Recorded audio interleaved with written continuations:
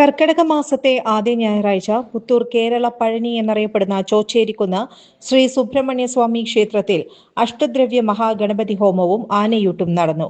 നൂറുകണക്കിന് ഭക്തരാണ് ചടങ്ങുകളിൽ പങ്കെടുത്തത്. കേരള പഴനി എന്നറിയപ്പെടുന്ന ചോച്ചേരിക്കുന്ന് ശ്രീ സുബ്രഹ്മണ്യ സ്വാമി ക്ഷേത്രത്തിൽ ഇന്ന് അഷ്ടദ്രവ്യ മഹാഗണപതി ഹോമവും ആനയൂട്ടും പ്രസാദഊട്ടും നടന്നു.